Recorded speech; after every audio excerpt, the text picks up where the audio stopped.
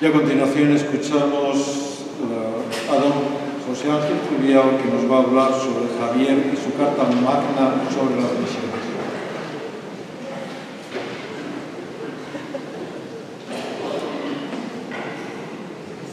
Buenas tardes a todos los que en este auditorio se encontráis reunidos en este jueves dentro de la novena de la Gracia de San Francisco Javier, y saludar igualmente a todos los que desde sus casas se unen a esta oración. Me ha tocado a mí comentar esta carta de San Francisco Javier a sus compañeros en Roma, y con temor y temblor, pues no soy un especialista ni muchísimo menos, sino un hombre apasionado que intenta imitar el celo de nuestro santo patrón. Pues voy a compartir, o voy a intentarlo, de la misma manera que él compartió su vida con sus hermanos, pues el escrito al que yo me he tenido que enfrentar. ¿Quién es, lo primero de todo, San Francisco Javier? ¿No? Porque sabemos que es el patrón de Navarra, o el copatrón de Navarra, patrón de las misiones, pero ¿quién es él como humano, como persona? Es hijo de unos padres que quisieron darle la fe como mayor tesoro. Es un hombre inteligente, es un hombre que va a París a forjar su futuro, es un estudiante, y es un hombre que en una vida laxa deja que Dios le vaya conduciendo. Coincide en la habitación del colegio donde vivía con San Ignacio de Loyola, que había luchado contra sus hermanos Miguel y Juan, aquí, en nuestras tierras, en Pamplona, y ahora lo tiene como compañero de habitación. ¿Cuál es el perfil de Francisco de Javier? Es navarro, y es un hombre del que brota la alegría, y muchas veces le intentará matizar con sombra de seriedad, dicen sus estudiosos. Es un hombre del que brota el ardor de sus paisanos, ¿no?, de esta tierra, con gran sentido del humor y con una ardorosa energía. Deja que su fervor se transforme muchas veces en agradecimiento, y su fervor le lleva a rayar muchas veces la temeridad, y esa sensibilidad le hace muchas veces sentirse bajo de tono, ¿no?, más triste. Tiene un carácter enérgico que prorrumpe muchas veces en manifestaciones de severidad, siempre franca y leal, pero que intenta suavizar demostrando su corazón paternal. En definitiva, y esto es algo que no podemos perder de vista, San Francisco Javier es humano, como tú y como yo. Y eso es lo que le permitió a él llegar a ser santo. No asustarse de su humanidad.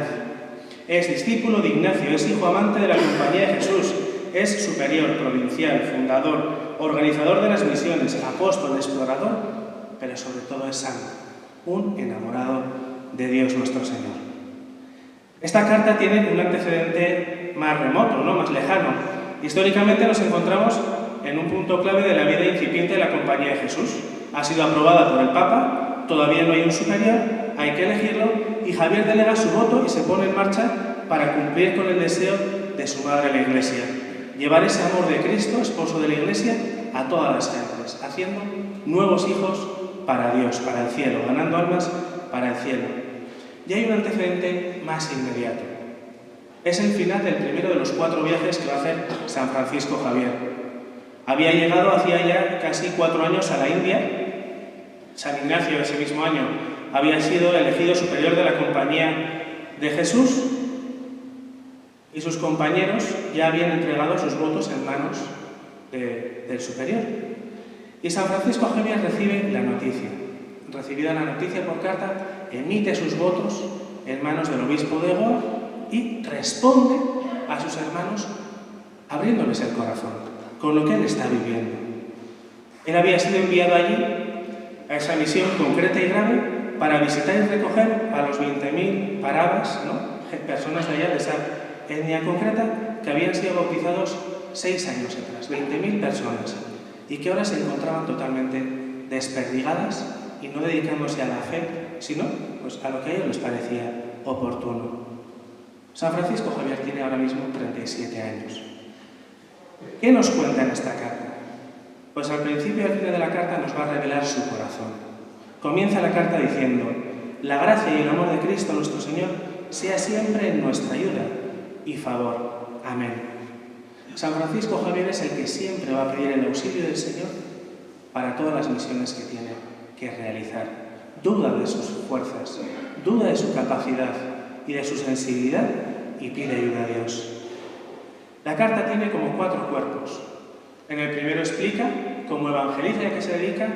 Hay un cuerpo central que se divide en 2, en el que aborda la realidad de quienes están llamados a ser misioneros y critica con fuerza y vehemencia a quienes les engañan a los fieles, y termina la carta despidiéndose.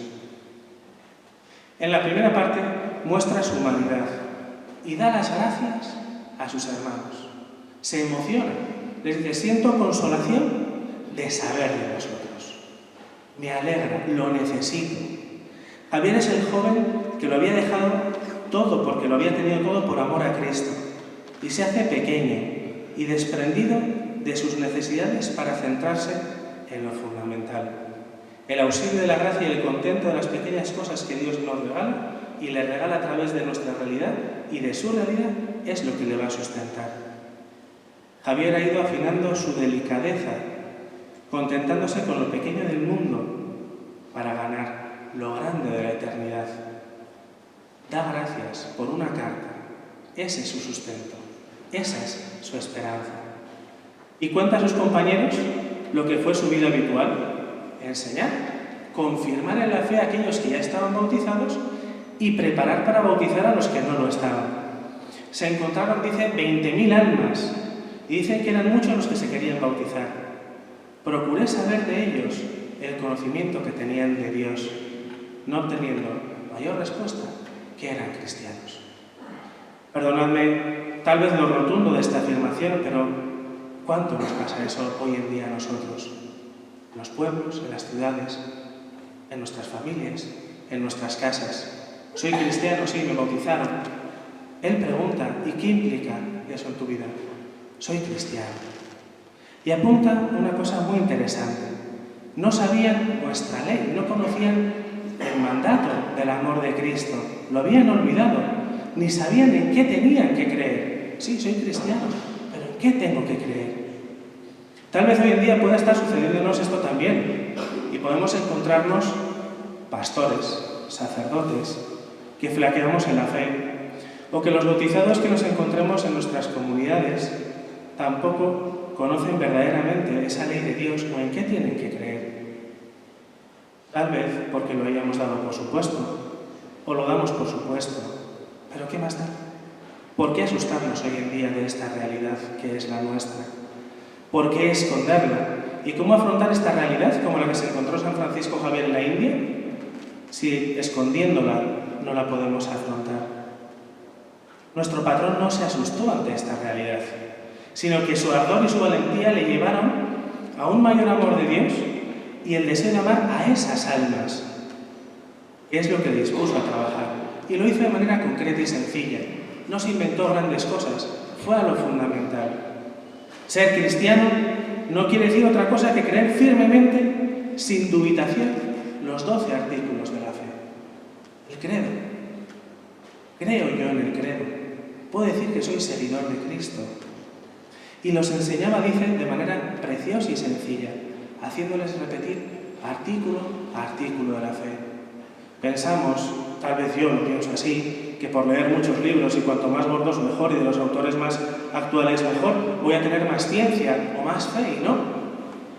Dice San Francisco Javier, les hacía repetir y les enseñaba: Jesucristo, Hijo de Dios, danos la gracia para firmemente creer sin dudar alguna en el primer artículo de la fe y para poder ponerlo en práctica. Y rezaban un Padre Nuestro, y cuando terminaban se encomendaban a nuestra Madre la Virgen.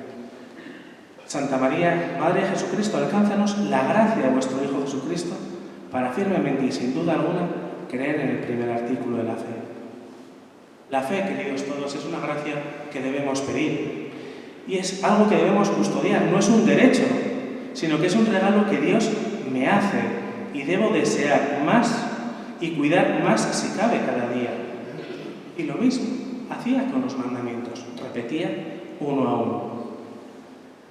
¿Cuántos de nosotros nos cuesta, al menos a mí, vivir bien nuestra fe? Y muchas veces escuchamos quejas por el estilo que digan, no sé cómo hacer, pues hagamos como les enseñó San Francisco Javier a aquellas gentes. Detente, mira, pide la gracia, insistentemente, pero para mayor gloria de Dios, no para tu bien, no para mi beneficio, y persevera. Dice en la carta que si estas gracias de Dios alcanzaren, cuánto más Él les sabrá dar cumplidamente lo que ellos no sabrían pedir. Si nosotros vivimos pidiéndole al Señor estas gracias y nos las da, conocerá lo profundo en nuestro corazón y sabrá lo que nos tiene que dar nuestro Señor. San Francisco Javier es el que no tiene problema en desnudar su corazón para que Dios lo vea, para poder experimentar su auxilio. Hago yo lo mismo en mi vida. Dice a sus compañeros, pedía entonces a los demás que hiciesen esto en sus casas y familias y en todos los lados. Y lo pedía porque él no daba abasto con la gente que venía a él. Y mandaba a unos a enseñar el catecismo, a otros a confirmar la fe, a los que debían ser bautizados. Y él atendía sacramentalmente a todos los demás. Vivo yo así mi fe, y no me refiero a ustedes solamente, sino a que los escucha desde casa, tal vez a ti, sacerdote, tal vez a ti, enfermo, tal vez a ti, mujer que te planteas una vocación, o tú, joven, que no sabes si ser sacerdote, o quieres casarte y vivir santamente un matrimonio. ¿Vivo yo la fe dispuesto a recibir o dispuesto a entregarme? Los sacerdotes no podemos con todo. ¿Cómo vivo yo mi fe? ¿En clave misionera en salida? ¿Con mis hijos? ¿Con mis nietos? ¿Con mis padres? ¿Con mis abuelos? ¿O como si fuese un cuenco enorme donde yo estoy solamente preparado para recibir? San Francisco Javier necesitó de mucha gente para poder decir lo que más adelante afirmará en la carta: se me cansan los brazos de bautizar. Él bautizaba y otros daban la fe. Tal vez nosotros sacerdotes bautizaremos. ¿Quién va a ayudarnos a predicar la fe hoy en día? Y aquí San Ignacio entra en el cuerpo de la carta y habla fuertemente, duramente. Habla duramente contra aquellos que se preparan en las universidades entonces para ser sacerdotes y se preocupan de sí mismos y de su bien. Se preocupan de estudiar para alcanzar títulos, cargos, ¿no?, dignidades. Si ellos supiesen lo bien que harían poniéndose al servicio de las almas que van a quedar sin bautizar. Nos está hablando a nosotros, sacerdotes, ¿y por qué me entrego yo? ¿Y para qué me entrego yo? Está desnudando su dolor a sus hermanos con una tibieza que él intuye. Si esas almas estuviesen en la cuenta que Dios nuestro Señor les demandara de ellas y del talento que les tiene dado, muchos de ellos se moverían tomando ejercicios espirituales para conocer y sentir dentro en sus ánimas la voluntad divina, conformándose más con ella que con sus propias afecciones, diciendo: Señor, aquí estoy, ¿qué quieres que yo haga? ¿Cuánto crecerían esas almas si en vez de preocuparse por ellas, se preocupan por lo que Dios quiere de ellas? Y entonces podremos decir: aquí estoy, Señor, para hacer tu voluntad. ¿Qué quieres que yo haga? Envíame a donde quieras, si se conviene incluso aún a cuantos necesiten tu palabra. Y consolados vivirían. ¿Por qué en nuestra vida de fe muchas veces no hay gozo, no hay felicidad? Porque no nos entregamos, sencillamente. Viene a decirnos nuestro santo patrón: ¿cuántas almas se salvarían si hubiese quien hiciere esto? Y yo os animo, queridos todos, a que pensemos: ¿qué miedos tengo yo para vivir esa entrega? Como madre, como padre, como abuelo, como abuela, como esposo, como esposa, verdaderamente. ¿A qué me sujeto y me ato para no cambiar mi manera de vivir? ¿Y cuánto vale eso? ¿O qué importancia tiene eso a lo que le doy tanto valor en comparación con la grandeza de la vida eterna que Dios nos quiere regalar? Nos habla de la importancia de la educación, de los colegios y de la formación como forja de las almas y de la enseñanza de la fe. Nada más actual que eso en nuestra sociedad. ¿Cómo estoy dispuesto yo a evangelizar en este campo, en mi casa, en mi familia, en mi pueblo, en mi ciudad? Y denuncia la actitud de los falsos profetas, de los brahmanes, de aquellos que habían conocido verdaderamente la enseñanza de los mandamientos de la fe, pero no la enseñan para beneficiarse. ¿Hago yo esto en mi vida? Esto le dolió a San Francisco Javier. ¿Escondo yo esto para hacer lo que quiero? Aquellos enseñaban con engaños y secuestraban a las almas para vivir bien de ellas, aquellos que se aprovechan de la falta de letras de muchas gentes y de su falta de fe para engañarlas y atraerlas a sus negocios viles.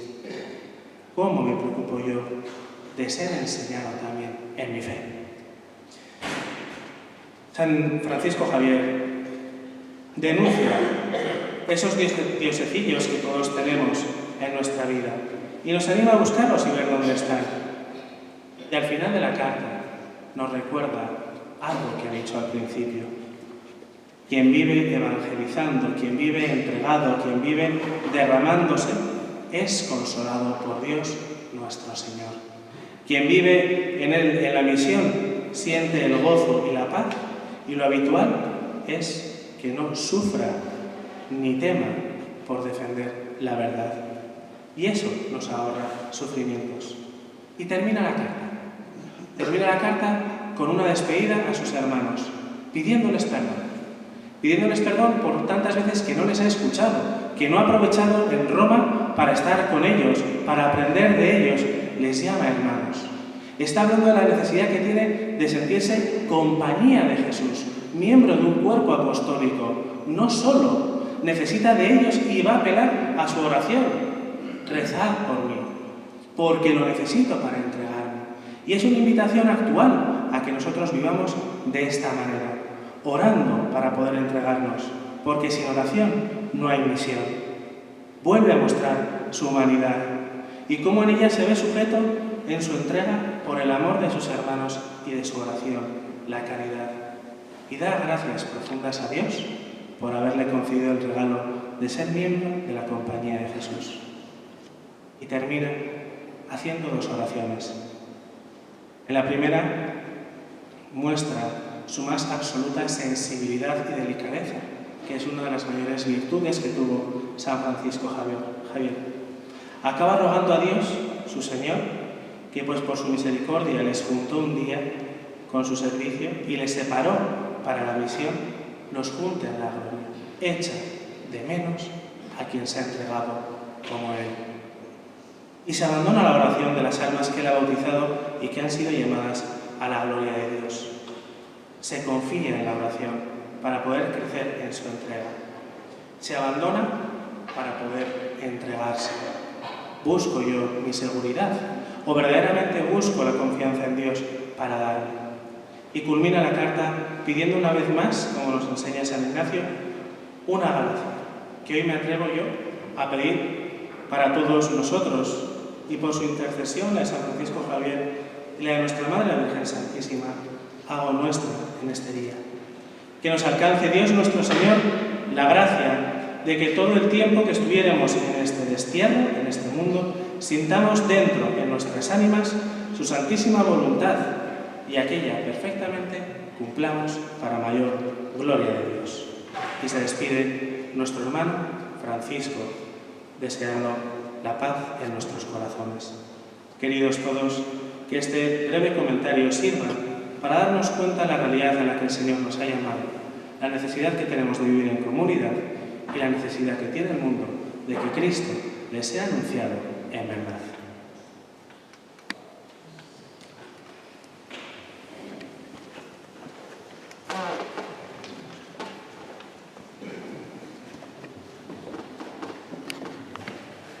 Nos disponemos a rezar la novena de la gracia. Atraídos por tu figura y confiados en tu intercesión, acudimos de nuevo a ti, Francisco de Javier. Queremos ante todo dar gracias contigo a Dios, porque quiso ser el centro de tu vida y hacer de ti el gran apóstol de los tiempos modernos. Alcánzanos de él, en primer lugar, la gracia por excelencia de amarle también nosotros con todo el corazón y ser testigos de Cristo con la palabra y la vida. Y además, si es para su gloria y bien nuestro, la gracia particular que pedimos en esta novena. Y presentamos nuestras intenciones por las de cada uno de los que participamos en esta novena. Roguemos al Señor. Te rogamos, óyenos. Por la Iglesia, para que toda nuestra vida, recursos y energías estén puestos al servicio de la causa de Jesús.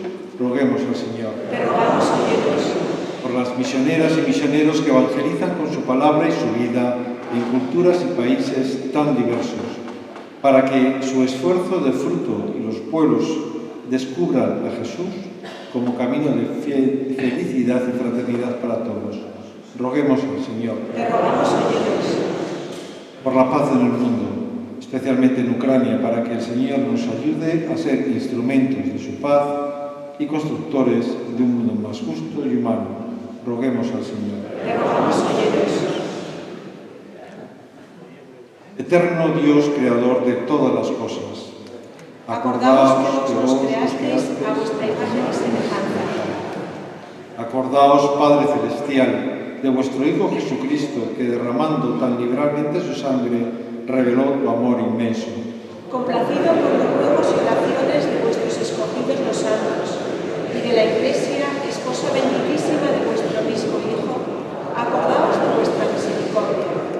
Y haced que todos conozcan al que enviasteis, Jesucristo, Hijo vuestro, que es salud, vida y resurrección nuestra. Por el cual somos libres y nos salvamos, y a quien sea dada la gloria por infinitos siglos de los siglos. Amén. Oración final de la novena. Señor y Dios nuestro, tú has querido que numerosas naciones llegaran al conocimiento de tu nombre por la predicación de San Francisco Javier. Infúndenos su celo generoso por la proclamación de la fe y haz que tu Iglesia encuentre su gozo en evangelizar a todos los pueblos. Por nuestro Señor Jesucristo, que vive y reina contigo por los siglos de los siglos. Amén. San Francisco Javier. Ruega por nosotros. Terminamos cantando el himno a San Francisco Javier.